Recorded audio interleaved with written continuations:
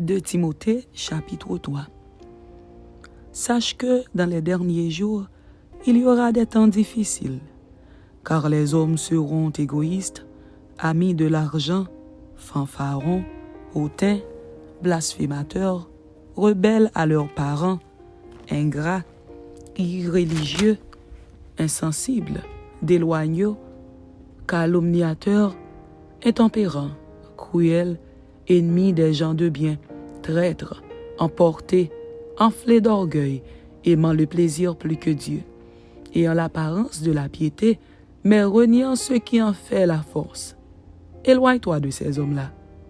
Il en est parmi eux qui s'introduisent dans les maisons et qui captivent des femmes d'un esprit faible et borné, chargées de péché, agitées par des passions de toute espèce, apprenant toujours et ne pouvant jamais arriver à la connaissance de la vérité.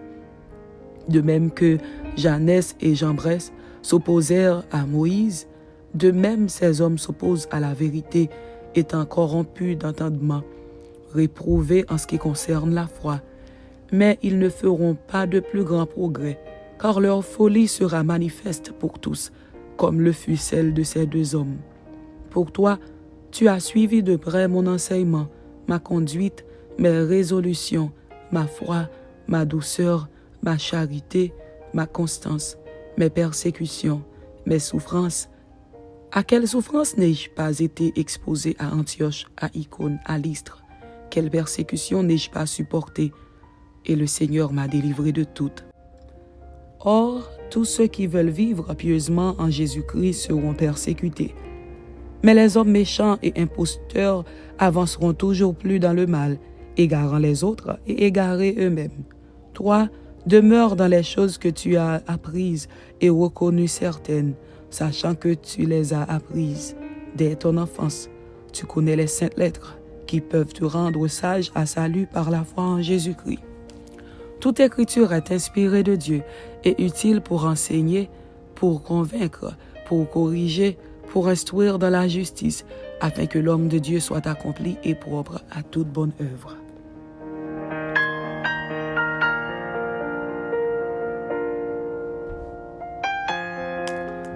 « 2 Timothée, chapitre 4. Je t'en conjure devant Dieu et devant Jésus-Christ, qui doit juger les vivants et les morts, et au nom de son apparition et de son royaume, prêche la parole, insiste en toute occasion, favorable ou non, reprend, censure, exhorte avec toute douceur et en instruisant.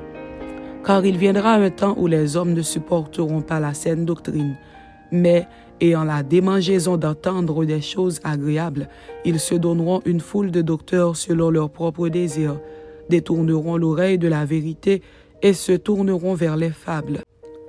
Mais toi, sois sobre en toutes choses, supporte les souffrances, fais l'œuvre d'un évangéliste, remplis bien ton ministère. Pensée de Paul à la perspective de sa mort prochaine. Timothée invité à se rendre auprès de lui. Communication sur diverses personnes. Car pour moi, je sers déjà de libation et le moment de mon départ approche. J'ai combattu le bon combat, j'ai achevé la course, j'ai gardé la foi. Désormais, la couronne de justice m'est réservée. Le Seigneur, le juste juge, me la donnera dans ce jour-là, et non seulement à moi, mais encore à tous ceux qui auront aimé son avènement. Viens au plus tôt vers moi, car Démas m'a abandonné par amour pour le siècle présent, et il est parti pour Thessalonique. Crescent est allé en Galatie, Tite en Dalmatie. Luc seul est avec moi. Prends Marc et amène-le avec toi, car il m'est utile pour le ministère. J'ai envoyé Tychik à Éphèse. Quand tu viendras, apporte le manteau que j'ai laissé à Troas chez Carpus et les livres, surtout les parchemins. Alexandre, le forgeron, m'a fait beaucoup de mal. Le Seigneur lui rendra selon ses œuvres. Garde-toi aussi de lui, car il s'est fortement opposé à nos paroles. Dans ma première défense, personne ne m'a assisté, mais tous m'ont abandonné. Que cela ne leur soit point imputé.